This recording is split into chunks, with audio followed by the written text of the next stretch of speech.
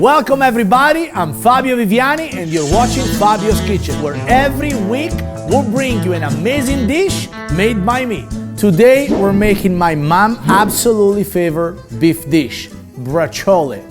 Braciole in Italian is really a thin pounded layer of beef, which in this case we're gonna fill with prosciutto di San Daniele, we're gonna fill them with cheese, we're gonna fill them with pistachio, herbs, a bunch of great flavor. Then it's gonna be quickly seared and just braised very briefly into marinara sauce. It's a quick dish and it's delicious knockout flavor for any of your meals out there. Now let's get to the bottom of it.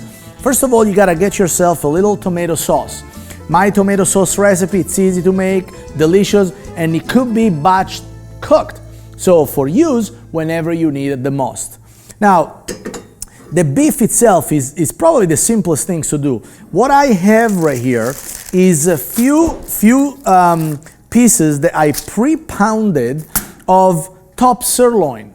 If you want to be a little bit more fancy, you can do this with a ribeye, filet mignon, but since you're gonna pound this, I suggest you to do it with some cheaper cut of meat, because of the pounding, it's gonna be super tender anyway.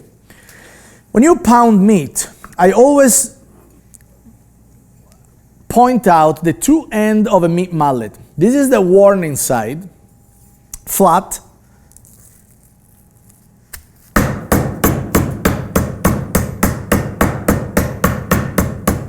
This is the I told you so part. Spiky and nasty, but perfect for tenderizing.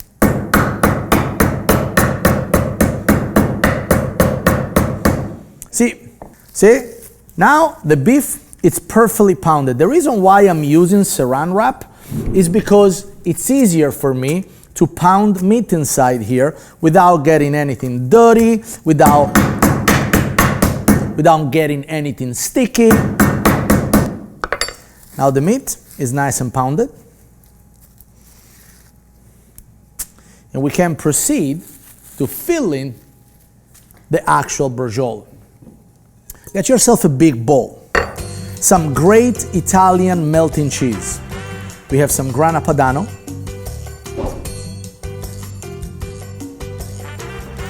In this case, we have some fontina.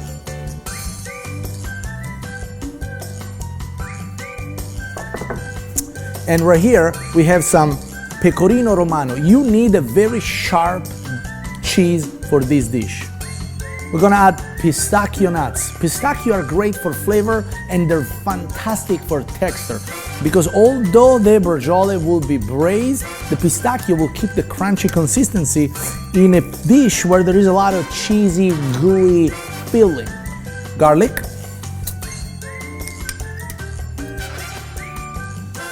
Sage. Parsley. Salt, pepper, and a good amount of breadcrumbs. Now,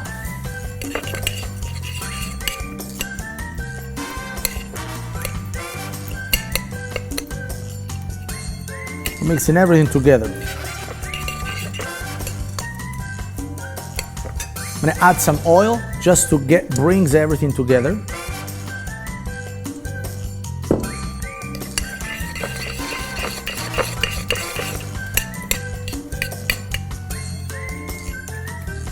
When you add oil, the bread will absorb the oil and will keep the inside of the braciole very, very moist. Now, here's what we need to do. Actually, I'm gonna get rid of these. And I'm gonna do my braciole right here on the counter, like we used to do it at home. 1, 2, 3, 4. Now, we used to do these all the time. I mean, my mom is a fanatic about braciole. Now, if you see here, you're gonna see some nerve, some little tendons right there. You wanna cut these. You wanna cut these out because these will make your meat curl. into the pan. We'll cut there. There's some nerve there. We'll cut him. We'll cut him. Perfect. Good. It's perfect braciole. Now, the filling. And I'm telling you, you have to be generous with it.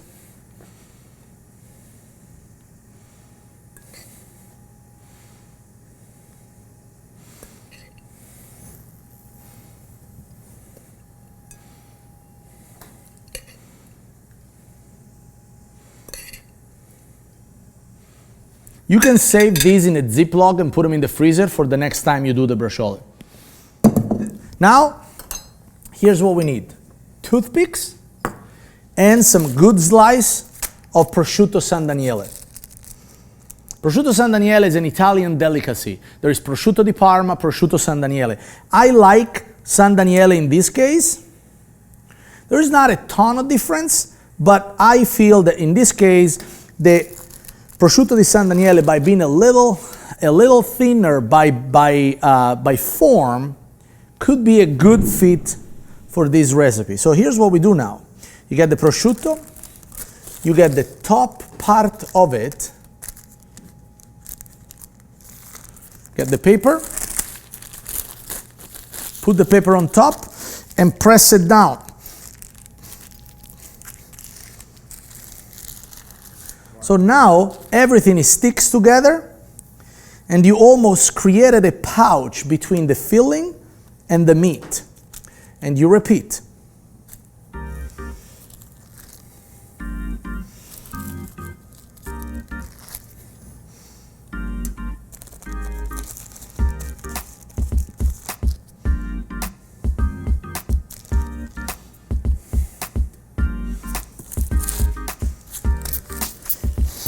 Me and my mom used to do this together all the time. Now,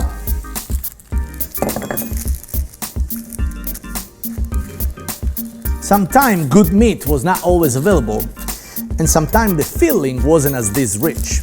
But the point is, braciole, it's a very easy dish that will please everyone in your family. Doesn't matter how complex it is. Now, the technique is to roll these once and to roll it twice. Just like that. Put a stick on it. 1, 2.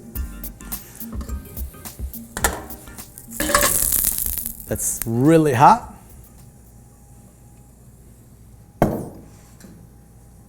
Put it in. We start cooking them. This needs to be done with a good amount of heat, because the heat will act like a sealer and sealing in not only the flavors of these, but as well as the meat will not open in the cooking process. And don't be shy with your stick. If you need more than one, go for it.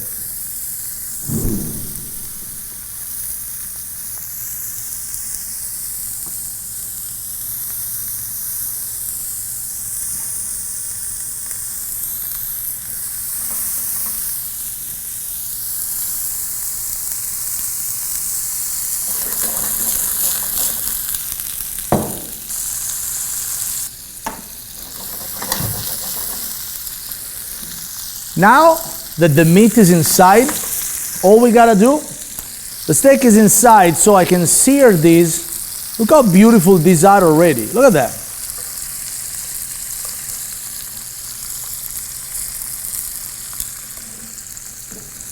The goal here is to have a nice caramelized steak on the outside. You see the breadcrumb and the cheese, although it's popping out, is not leaving the shape of the actual meat.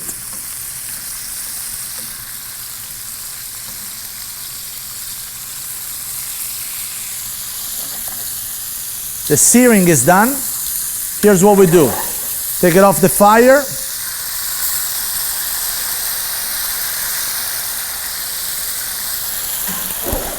Add tomato to it. Cover. Really high, 5 minutes, you're done. Remember, the beef, it's sliced very thin. It's almost cooked. You don't want to overcook it, because otherwise you would have to cook it for 2 hours to just braise it. We just want to flash cook this. All right. Quick, delicious. These dishes, for me, brings memory of Sunday, when after going with my grandfather and my mom to help the butcher shop to clean his warehouse, we were rewarded with a bunch of pieces of meat and little odds ends and bits that my mom used to pound in order to make braciole.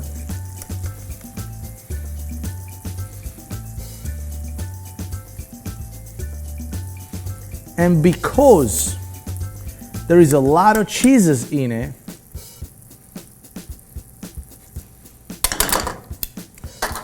this dish is delicious to serve also with a glass of white wine. In this case, some Chardonnay from my collection.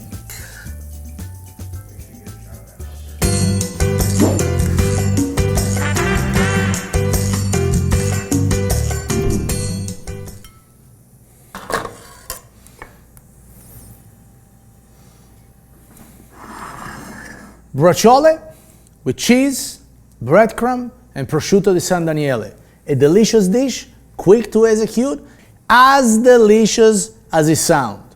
And it's cheap to make. Get a little glass of your favorite Chardonnay, mine of course, and enjoy. You're watching Fabio's Kitchen.